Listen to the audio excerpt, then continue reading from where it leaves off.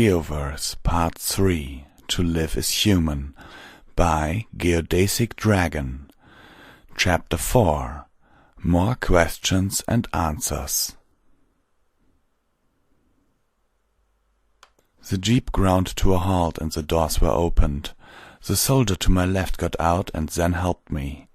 The sweat was pouring from my brow, and I was on the verge of panicking. I had so many questions running through my mind. Why are they here? Did they find the portal?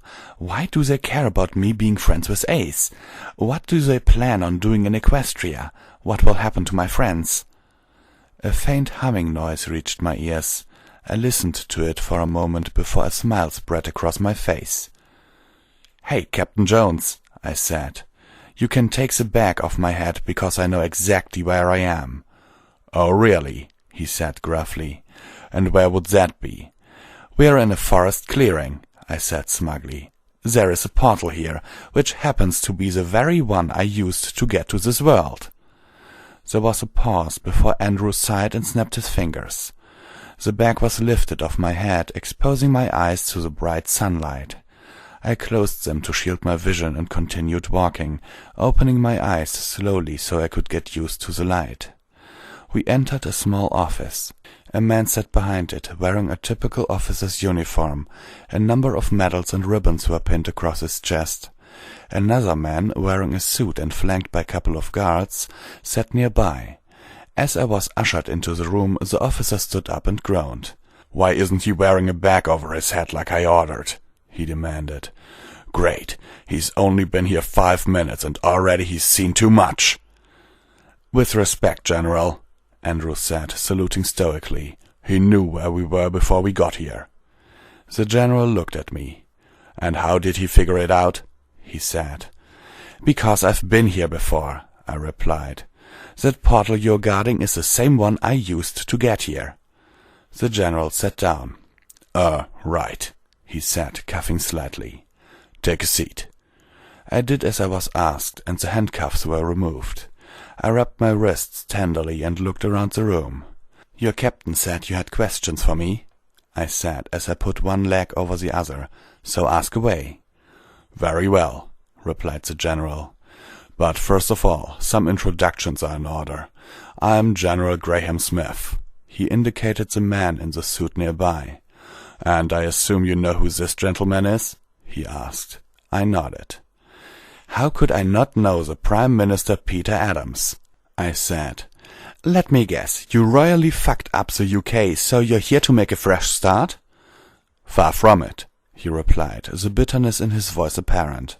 "I'm actually here to see what's so special about this place." "A lot," I said matter-of-factly.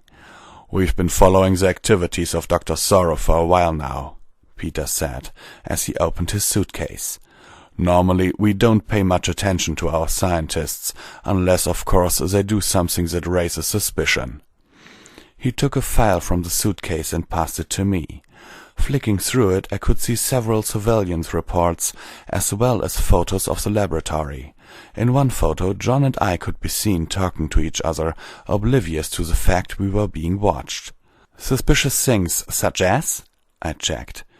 "Applying for planning permission to build a nuclear reactor," Peter said, a smirk appearing on his face. "So you've been following him for how long exactly?" I asked. "We're asking the questions here, Geo," Graham said. "First of all, why did you go to Sorrow in the first place?" I fidgeted in the seat. "It's complicated," I said after a long pause. "You'd probably think I was crazy if I told you." "You clearly knew that Sorrow was performing these kinds of experiments," Graham said, looking at another file on his desk. "Why did you want to come to this place?" "I said it's complicated," I replied, looking down at the floor. "Would it have anything to do with one Twilight Sparkle?" Peter asked, his smirk turning into a grin. I coughed and spluttered. "How much do you know about that?" I shouted. "We know all about the inhabitants of this world, Geo," Graham said. "We know that there are ponies, unicorns and pegasi on this world. And we also know that you're actually married to this Twilight Sparkle." The soldiers flanking me each suppressed a laugh. If you know all of this, then why the fuck do you need me? I demanded, my eyes narrowed. I just wanted to see for myself if what our operatives told us was true, Peter replied. Operative? I asked. Wait, you've been spying on me? Oh yes, Graham said, for a long time now. To say I was shocked would have been the understatement of the millennium. I sat in dumbfounded silence for a moment before finally managing to speak. But why? I asked. What did I do to attract the attention of the fucking government? You got shot, Peter replied. Remember? I thought back to the night Derek shot me. I remembered Ace telling me that he had opened a portal on the street I was on and that I had fallen into it. Bring in the operative, Peter said. Graham stood up and went to the door. He nodded to someone outside and returned to his desk. This operative of yours better be prepared to explain himself, I snarled. I can't believe this shit. You'd better believe it, said a voice from behind me. Mate. I turned around in the seat and froze. John? I yelled. I turned around again. What in the actual fuck is going on here? Calm down, John replied, and I'll explain everything. I exhaled sharply and folded my arms as John began his story. I was just a rookie agent when I was assigned to the Sorrow case. We knew he was up to something, and my unit was hell-bent on finding out what. For weeks we had picked up strange energy readings. We followed them but found nothing. We were at our wits' end. Every lead we got turned out to be a waste of time. Until that night on James Street, that is. We had followed the energy reading to that junction and took up position in a building overlooking it. After several hours nothing had happened, so we assumed it was another load of crap and prepared to leave. Then you turned up. We thought you were one of Sorrow's assistants, who had been sent to check the results of the experiment. So we decided to watch you for a while. Next thing we know, you're getting your ass kicked. Nice trick, by the way, playing dead. Pity it didn't work and you got shot. Shit, I said to my partner. Should we do something? Mick shook his head. We are undercover, John, he said quietly. We can't be seen. As we watched, we saw you fall to the ground as the car sped off. Suddenly, there was a bright flash of light underneath your body and you vanished. The portal had materialized before our very eyes, and you were unfortunate enough to be underneath it. A few minutes later, however, you reappeared. So Mick and I called an ambulance and left, so we could deliver our report. After that, we realized that you would have information for us, so I was assigned to gain your trust and find out what you learned. Which brings us to where we are now, John said as he finished his story. I glared at him for a moment. So our whole friendship, I spat, that meant nothing to you? It was just work? John shrugged. I screamed as I leapt off the seat and tackled him to the ground. The two soldiers guarding me pulled me off before I could punch him. John stood up, laughing as he dusted himself off. I'm sorry I had to deceive you, Geo, he said. But I had a job to do, and I was prepared to do whatever it took to get it done.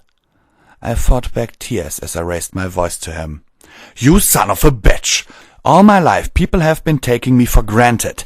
You came across as someone who genuinely wanted to be my friend, but instead you were just using me.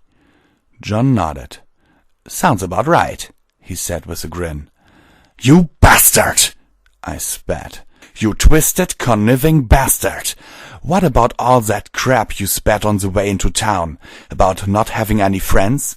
Was that a lie as well? John's face fell. I thought so, I said, chuckling weakly. To me, our friendship was the best thing that ever happened to me, but to you it was merely a means to an end. John held his arms out. I never thought of it like that, he said. I did consider you as a friend.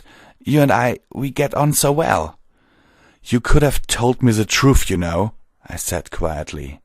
It's the fact I have to find out like this that annoys me. John hung his head. This was my last job as well, he said.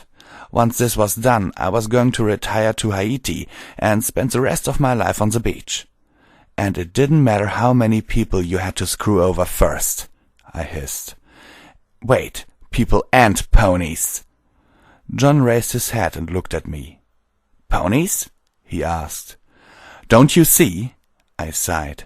They think of you as a friend as well. Applejack has been singing your praises about all the work you're doing on the farm, and Rainbow Dash has been going on and on about how you're a good running buddy. John opened his mouth to speak, but no words came out. So not only have you lied to me, you've lied to the whole goddamn town as well. I laughed bitterly. How will they react when they find out that their new friend was just a government agent sent to spy on them? Betrayed? John said hesitantly. I nodded. You make me sick, I replied. You make me ashamed to call myself a human. You're just as bad as Derek. John's eyes narrowed. No, he shouted. I'm nothing like him. I raised an eyebrow. Oh, really? I said. When he ended up here in Equestria, he took what he could from the locals by force. You got what you wanted from me by being a deceitful bastard. When you think about it, you're not all that different. John slumped his shoulders and began to walk out the room. As he walked past me, I grabbed his arm and looked into his eyes. I suggest not going back to Ponyville, mate, I said, the venom in my voice causing John to flinch slightly. Once every pony finds out what you've done, they won't be so pleased to see you around. I released his arm and he left the room dejectedly. I turned to the general and the prime minister. You've got what you wanted, I snarled. Are we done here? Peter and Graham looked at each other. Peter nodded and Graham turned to face me. Yes, he said. We're done. This Equestria, as you called it, clearly doesn't pose a threat to the security and well-being of the United Kingdom. We'll leave as soon as possible and the Equestrians need never know that we were here. It's a bit late for that,